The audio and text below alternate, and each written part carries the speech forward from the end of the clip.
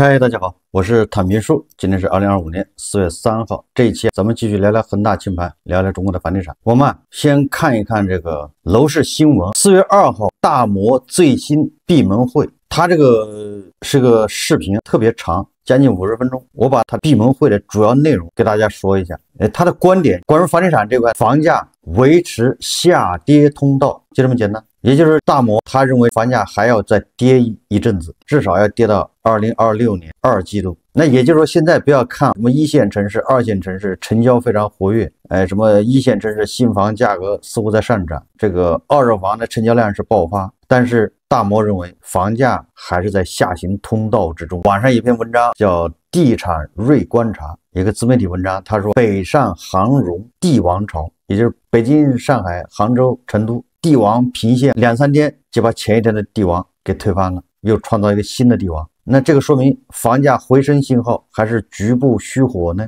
我们看这文章怎么说的。他说近期帝王频出，扰动着买房人的神经，有的人担心再不出手房价会涨，而有的人担忧是不是只有意为之而带来的局部虚火，是不上车就踏空的焦虑派更清醒，还是猜度有意为之的警惕派更睿智？他这文章他认为，他说帝王频出的城市有啥共性？这一轮除了一线城市北京和上海频频诞生新帝王外，新一线城市也是帝王的主产地。其中土拍热度最高的当属杭州，它怎么帝王咱就不说了，因为咱们都说过了。再来看看同样是帝王不断被刷新的成都，这个成都也是帝王。他说，文章说无论是杭州还是成都，都是年轻人向往的流入地。开年以来，包括语数科技、深度求索等杭州6小龙新兴产业的崛起，以及世锦赛期间对球迷乘坐地铁免费，都显示杭州这个城市对年轻人充满了磁吸力。统计年鉴信息显示杭州市常住人口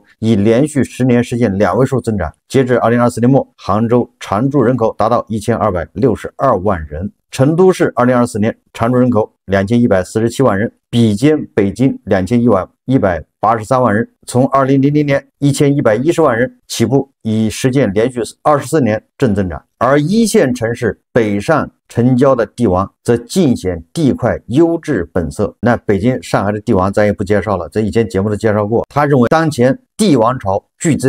在北上杭蓉等核心城市，而且是核心区域的优质地块，即地块所在城市及区位好加自身素质好、容积率低、建筑面积适中，是这一轮帝王的共性。反观1、2线城市外围和3、4线城市的土拍市场依然冷清，而央国企和资金链安全的个别民企敢于拿这样的帝王，一方面是流速销售有保障，另一方面上半年拿地可下半年推盘，对全年业绩也能形成贡献。这些理由都比较片面。你想，如果你要拿了这个地块卖不掉，那就不是什么贡献的问题，那就是烫手的山芋，那就是一个炸弹。房企拿这些地块某种程度上带有赌博的成分，赌优质韭菜还没够完，优质韭菜还有购买力。这个优质韭菜指的是富豪、婆罗门、权贵阶层，不是手上有个30-50万存款的。这个文章说，会拉动房价企稳回升吗？当前的帝王潮会拉动房价上涨吗？这个是我们韭菜最关心的。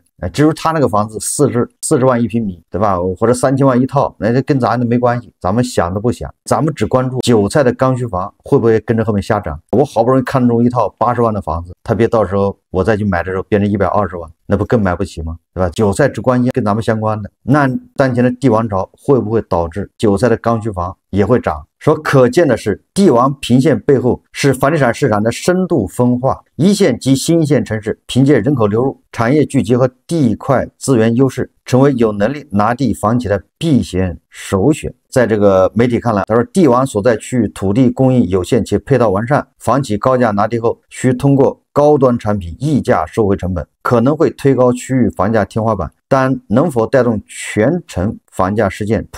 真正普涨，而不是数字上的被平均，还要看后续政策对市场信心的提振。我觉得这个说的还是比较客观的。这到底能不能带动周边区域的房价上涨，这个要打个大大的问号。作者认为要看政策对市场信心的提振，觉得不是，我觉得是要看这个城市的年轻人呢，他的收入状况，他对未来的信心。年轻人涌入这些城市，如果他来2年就跑了，待不住，找不到工作，或者工作一般，存不下来钱，看不到前景，你来了有什么用呢？你指望这些人来接盘是吗？接盘你得容许他有钱，没钱他怎么接盘？文章说，如果后续存量房收除，闲置地块回收加快推进，同时其他1、2线城市热点跟进推出压箱底好地，有可能会迎来多城土拍热度持续回升。我觉得这个说法就已经有点片面了。我刚才说了，这种权贵、婆罗门、豪门毕竟是有数的，这些人已经有房了，他顶多再能消化一套豪宅，他买那么多豪宅干什么？又租不了，也就是他们当然买得起豪宅，全国富。你看招行金葵花数据显示，2%的人拥有98%的财富，但是2%人数毕竟少，你说他能买多少套？所以这个潜力是有限的，不可能无限去割。然后作者认为，那北京、上海1线城市、2线城市，你都推出这种核心地块，搞这种产品，你总有割完的那一天。还指望这个模式搞下去，那就是在做梦。就这种帝王频出，玩不了半年啊，到下半年你看还是不是帝王频出？这个击鼓传花的游戏差不多就得了。不过文章也认为，他说房价方面，目前楼市整体企稳尚未达成，全面铺展更难显现。对购房者而言，即便是自住需求，也要关注房产的长期价值，要选择真正具备稀缺属性的核心房产，避免跟风入市。他最后的建议结论也是比较中肯的，也就是如果你要买房子，你还是要关注一下你那个房子和是不是核心地块、核心的房产。问题是核心地块、核心房产，它又不是韭菜能关心的，你就是2线城市，你比如说长沙或者南昌经济不咋地，南昌的核心地块，你以为就便宜是吗？那不也得卖个3、4万一平米或者4、5万，不会太便宜。就是2线城市的核心地块的这种什么4代住宅，什么低密度的、低容积率的房子，不会便宜。也不是韭菜能承受的，所以我认为帝王频出实际上是回光返照。我们再看第一财经日报发表一篇文章，他写的是国际大都市郑州恒大一爆雷以后，咱们就经常关注，因为郑州是第一个好像系统性的推出19条还是多少条一个救市方案、救市措施。从此以后，郑州频频的在救楼市这一块走在全国的前列，无论是什么以旧换新，是什么收储、引进人才、保交楼，反正郑州都是冲在前列。所以我们看看第一财经日报它怎么描写郑州楼市，它的标题叫郑州楼市冰与火，新房动辄售罄，二手房不断降价。你看这个很多城市都这样，不光是郑州，实际上咱们的节目一直说，看到新房好像日光，新房价格还在涨，但是二手房卖不动，或者二手房价格不停的降。你把新房一买到手，你想涨价卖那是不可能的，你能挂牌卖出去就不错了。这个第一财经日报说，郑州楼市冰与火，他为了尽快把房子卖出去，郑州的王女士不断将房子调价，从最初挂牌的150万元一路下调至117万元，却仍然没有卖出去。而她当初为购买这套面积143平米的房子付出实际成本则为170万元左右。你看，也就是他花了170万买的这个房子，挂150万卖不掉，现在挂117万，已经赔了53万了。4月3号，王女士发现她所在的小区内与其户型面积一致的另一套房子，已悄然将房子下调至110万元。王女士说，如今通过小区的业主们为了卖房不得不竞相降价，但即便如此，什么时候能卖出房子仍是未知数。与一些二手房不断降价仍难卖出形成鲜明对比的是，郑州一些区域的新房市场却呈现出一派兴旺的景象。4月3日上午，第一财经实地走访发现，位于郑州金水区金头裕发豫园售楼部内不时有购房客户进出。该项目一位负责人说，他们这个楼盘呢，大多是面积117平到147平的3房4房，主要针对改善型客户。2024年底，该项目首次开盘时推出了77套房，结果却迎来了148个购房者参与摇号，77套新房2小时便基本售罄，总销售额2.2亿元。实际上，金头裕发豫园的单价并不便宜，说平均价格在2万元每平米左右，一些房子的单套总价更是动辄在300万元以上。与此同时，同样位于郑州三环内的一些二手房，即便对外挂出5000多元的每平米的单价，却依旧迟迟卖不出去。你看三环边上二手房卖5000一平米都卖不掉。这个国际大都市郑州，那真是一边是海水，一边是火焰呢。一边是不断降价的二手房，另一边却是动辄被抢购一空的新房。目前郑州房地产市场正呈现出冰火两重天的局面。这个不光是郑州，实际上全国各地都是这么一个局面，不是郑州特有，甚至在同一片区域，售楼部仅相隔数百米的2个新楼盘之间，也呈现出动辄近万元的价格差异。有着10多年房地产从业经验的二手房中介马涛说他说郑州房地产不断分化的背后，其实反映出是购房者心态的变化。马涛说10年前呢，客户对房子的需求是能住就行，但现在伴随着第4代住宅不断在郑州涌现，购房者特别是改善型客户对户型、环境、舒适度等方面的要求变得更加细致。所谓第4代住宅，咱们节目也介绍过了，不说了啊。总之第4代住宅它描绘的比第3代或以前的房子那好得多。这个我们在以前节目说过了，如果咱们真的是在推第4代住宅，那就意味着以前的房子价格还要跌，你根本就卖不掉。你不跌到位，没人买，因为大家宁愿去买第4代住宅，那住着舒服啊，得房率高。马涛告诉记者，他说第4代住宅这种房子有着高得房率、高增速面积、宽敞的阳台，以及每户都享有的空中花园等产品优势。郑州不少改善型客户都将其作为再次购房换房的新选择。这个记者查询发现，目前中海、招商蛇口、华润等地产公司均在郑州推出了第4代住宅项目，其中有不少项目都在开盘后受到追捧。中指研究院的一份数据也显示，受益于第4代住宅热销等因素影响，2025年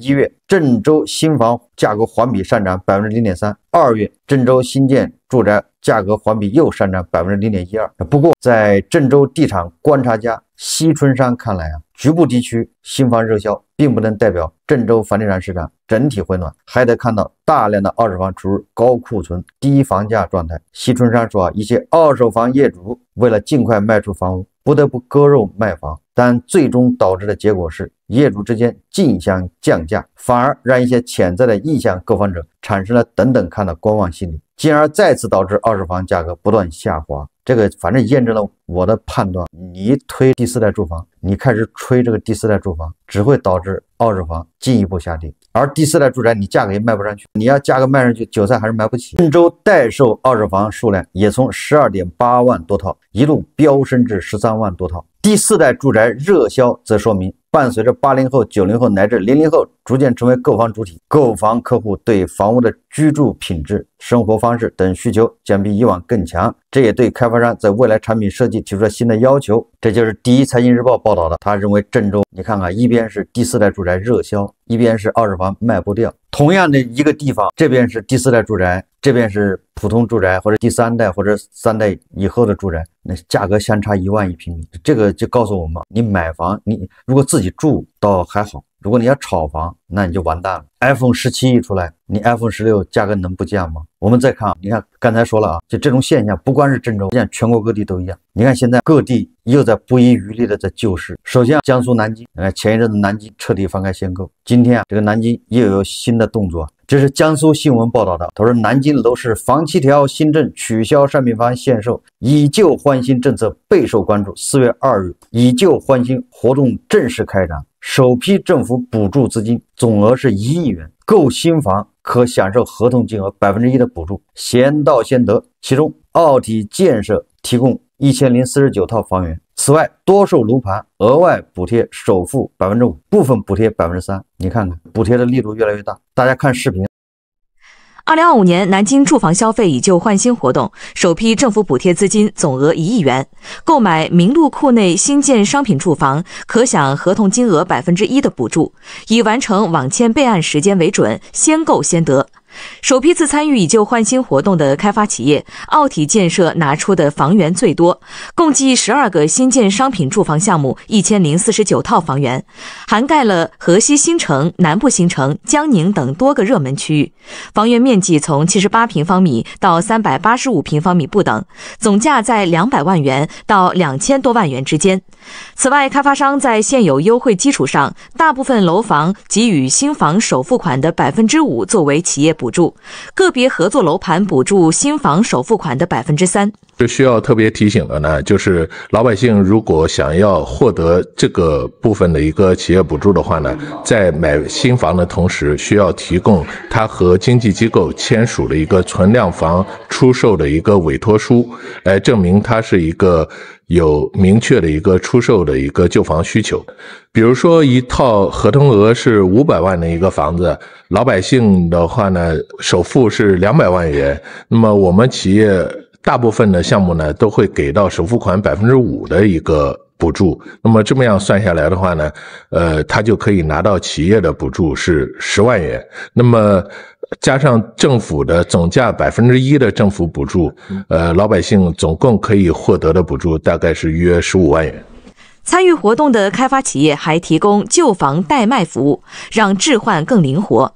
宜居建设今年的以旧换新活动，提供新增安居好房代售和专属无忧购购房服务，大大降低了置换时间和成本。于前100户旧房出售的这种客户群体，我们可以针对卖方去免除他的一些中介费用。我们会有一个就是3个月的一个无忧购的一个政策，在这3个月时间之内，客户交的定金如果有因为旧房没有办法卖出或者一些其他的因素导致想退房的情况，我们也可以无息的免责，全部退还给客户的。有置换需求的市民打开南京房产微政务微信公众号中的房帮宁平台，根据相应的子板块就可进行操作。目前奥体建设12个新建商品住房项目已经在平台公示，仁恒、宜居、保利、中海等12家开发企业62个新建商品住房项目6258套房源均在进行入库审核，待房源核验通过后对外公示。南京，我想起来前几天有个新闻，是哪个开发商倒贴卖房，也就是他拿地价居然比他的拿地楼面价比他卖的房子价格还要贵，房子的价格比他拿地的楼面价还便宜，这就是叫自掏腰包倒贴卖房。面粉比面包贵，就从这一个新闻就说明南京的楼市不太乐观，就要不然他怎么会出台这么多措施？一而再再而三的救市组合拳，这是地方政府真急了。不光是南京，这个江苏这个常州，根据财联社报道说，这个常州出台重磅楼市政策，住房困难工薪群体购房最高可获20万元资助，着眼于提高需求侧购买力。常州出台了力度较大的扶持性措施。根据常州发布今日公布的政策，为减轻住房困难工薪群体购房资金压力，保障其刚性住房需求，对于住房困难工薪群体购买新建商品住房现房，常州将给予一定额度的资金资助。哪些人可以获得该项资助？常州明确了多项申请条件，包括申请人在常州市无商品住房，或在常州拥有商品住房建筑面积不超过75平方米，没有发权属证明以备案的商品房买卖合同为准，申请人已婚，其配偶需作为共同申请人。对于购房资助标准措施明确说，符合购房资助条件的申请人，在该市购房资助专项房源库内新选购一套建筑面积140平米以下新建商品住房现房，也就是他已经拿出了这么多房子出来，你选一套140平米以下的，可获得购房款15%，但不超过20万元的购房资助。这个常州可以说力度很大了，也就是购房款的15%优惠，但是总额不超过20万。你看看这个和我提倡的发购房券已经马上就要实现了。但是我觉得你政府补贴15%，完全可以让开发商再补贴15%，开发商应该愿意把他房子卖掉了，开发商回笼资金，避免暴雷。你15%的优惠，韭菜恐怕还在犹豫。你这房子本来是1万1平米，你现在变成8500，那韭菜还担心，那万一明年再一跌，它不就是8500了吗？我这又危险了，这个安全垫的厚度还不够。如果你说这个房子市场价是1万，现在政府给你让利15%，补贴15%，开发商再给你补贴15%，那就变成7000一平米。这个房子市场价如果1万，现在你7000就能买，那我觉得刚需房肯定就会买了。买完之后，它市场价是1万，你是7000买的，它就是在跌，反正跌到7000你也不赔，跌到6000你才说难受一点。那你想从1万跌到6000，那你相当于这个房价，很多地方房价其实已经腰斩了，腰斩之后再腰斩，风险就越来越低。也就是韭菜会越来越多去买房，毕竟便宜了。你老是利息让一点，什么首付降低一点，公积金什么年限长一点，这些不痛不痒的政策，你不如降价。你不能直接降价，那你就补贴。我觉得常州走在前列了，恐怕常州是有点钱的，政府愿意补贴。但是我建议，如果说跟开发商一起补贴，这个力度更大，这个对刚需房的韭菜那是真正的利好。我不知道常州的房价怎么样，如果它均价是8000，你打7折变成5000，你5000一平米在常州那是不错了，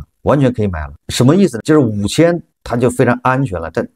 你常州的房子，你还得指望它跌到3000是吧？我在网上看到一个南京的网友，他说他自己买房的这个悲惨经历。他说他是17年底买的南京的2手的正荣润景城，他买的时候是毛坯32000一平米，17年那不正是这个楼市高歌猛进的时候吗？再加上中介费等乱七八糟的，以及精装修，因为它是毛坯，精装修完之后单价大概在36000，说明它精装修也没多花多少钱。他这个房子弄完之后还是挺不错的，因为这个房价一直在涨，了2020年达到高峰，就是他那个房子大概值5.1万一平米，也就是同户型的房子有人在卖嘛，卖了5万1一平米。他是成本是36000，那个时候5万1，那一平米还赚1万5，你说能不开心吗？100平米就是150万到手，结果快乐总是那么短暂。由于这个人他工作原因，他不在南京发展了，想要去别的城市，所以他打算把房子卖掉。他在2024年8月份终于把他的房子卖掉了，单价是2.48万卖的，也就是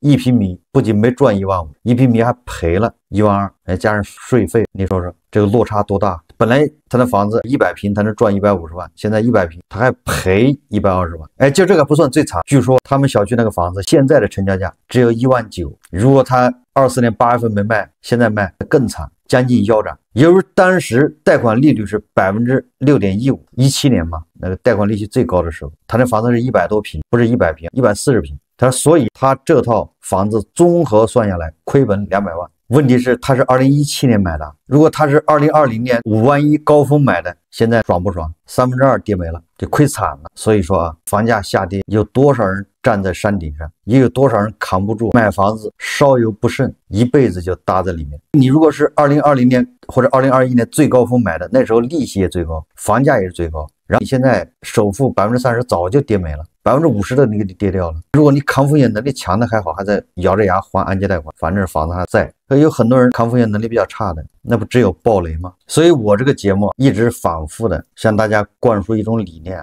就是买房子是比较个人的一个事情，是因人而异，就是你的抗风险能力最重要，你不能盲目的照搬照抄。我总拿胡一静老师举例子，他拿70万炒股无所谓，他赔1半也不影响他吃饭，不影响他跳广场舞，他每个月有2万块钱退休金，他玩自媒体收入也不少，所以说不在乎。他在河北大厂通州对面，他也是最高点买的房，现在都膝盖涨，2/3的跌没了，恐怕70%跌没了，影响胡一金老师了吗？对吧？他不仅没有影响他，反而他还要在上海买学区房，这就叫抗风险能力。股市的这个大棒，楼市的铁锤，胡一金老师都挨过，他一点事都没有，因为这一切都在他容忍范围之内，并没有对他造成什么冲击，顶多让他心里不舒服，顶多让他的老朋友司马南老师嘲笑他一番。但是谁笑话谁呢？现在不是胡一金老师反过来笑话司马南老师了吗？所以7大姑8大姨都去借钱，同学借钱，然后再加杠杆贷款，拿这个钱去买房去炒股，这个都不可取。一旦遇到什么特殊情况，你很难扛过去，尤其是在经济下行的时候，这无异于